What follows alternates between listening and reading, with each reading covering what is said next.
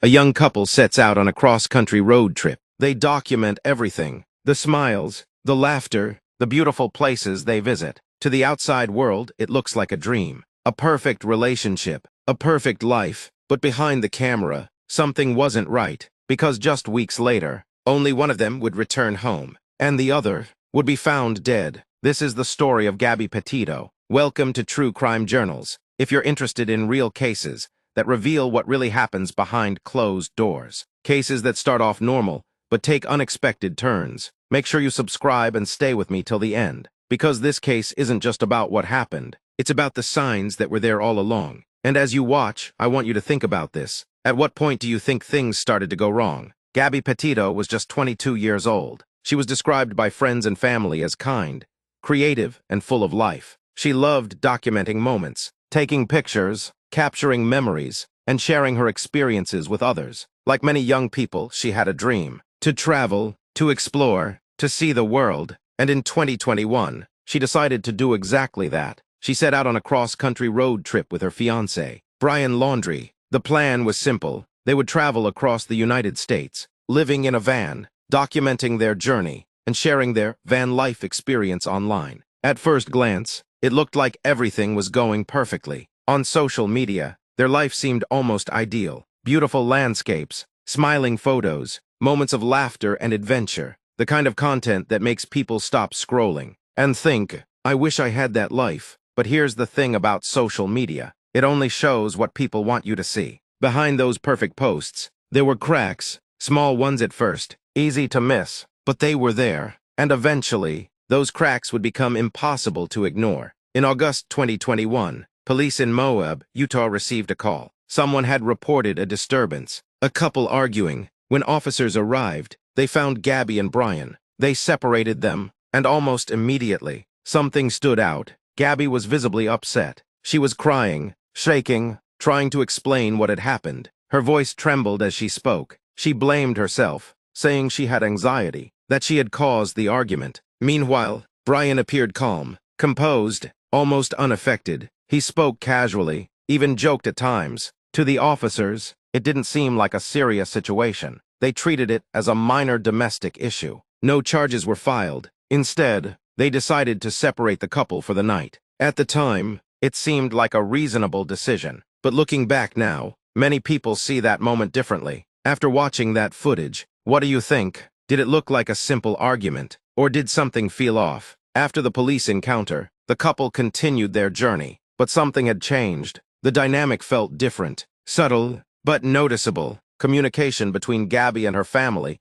became less frequent, and when she did send messages, something felt off. The tone didn't sound like her. Then, the messages stopped completely. Days passed, then more days. No calls, no texts, nothing. Her family started to worry, and that worry quickly turned into fear. Then came the moment that shocked everyone. Brian Laundrie returned home, but he didn't return with Gabby. He came back alone, in the van they had shared, and when questioned, he refused to speak. No explanation, no answers, just silence. He hired a lawyer and avoided authorities completely, and that raised one major question. If nothing had happened, why not just explain? Think about that for a second. If someone you loved was missing, would you stay silent, or would you do everything you could to help? As the story gained attention, search teams began looking for Gabby. The case spread across the country. A fresh look at the dark side of the couple's journey that dominated the nation's attention. Family and friends desperately looking for Gabby,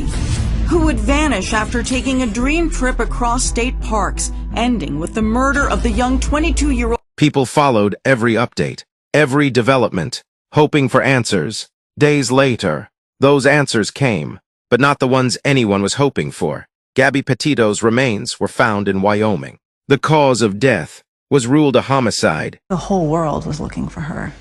We would have went to the edge of the earth to find her. We really had hope. We really did. Because there's a million different scenarios that could play out just the same. Hurt in the wilderness, bad reception, all that stuff. But it would all end in tragedy. Everyone knows this story. When people hear her name, what is it that you want them to think about? That she wasn't just a victim, she was a person. She was an artist. She loved life, she loved adventure. Gabby was a really good person. She really tried to get the best or see the best in people. Especially when they remember that day in September 2021 when her body was found. Jim had to make it's safe to say, the worst phone call you ever had to make. I don't even know how he made it. I remember every waking moment of that day, September 19th.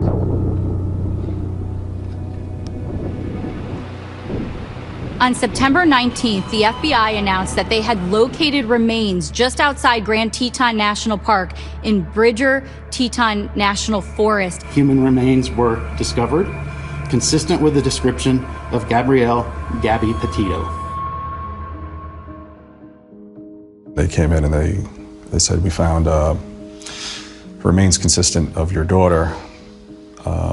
We won't know until we do a forensic autopsy, but you have to call your family. And there was another girl missing around the same time who fit her description. And I remember I was crying. And I said, you have to be sure, I have to be sure if I'm making this phone call, remains consistent. What does that mean? It could mean it's not her. I said, you have to give me something more than that. And they did. They showed me pictures. And I confirmed it was our daughter. I lost a big part of myself, part of us, our family that day. We're not the same people we were before this happened. There was life before and life after. The cause of death, manual strangulation. But the story didn't end there, because shortly after, Brian Laundrie disappeared. Now, authorities were searching for him too. Weeks passed, then eventually, his remains were found in a nature reserve, alongside a notebook. In it, he claimed responsibility for Gabby's death. But even with that, questions remained, unanswered, unresolved. Back home, Gabby's family was left to process everything, to come to terms with a loss that didn't make sense, a life that was taken too soon, and a story that started with love, but ended in tragedy. A young woman, with dreams, with a future, gone, a relationship that looked perfect, but wasn't, and a reminder that sometimes, what we see on the surface isn't the full story. If he was controlling her. So Gabby didn't come up to us and say, he's doing this. It's things that we would notice, again, after the fact. We can see that that pattern was part of that progression that she was in. Domestic violence. There's so many versions of it, and a lot of people don't even know where to go when they're in it. Knowing what we know now, we see that progression that happened. Alienation of friends and family. Isolation. But it's hard to pick up.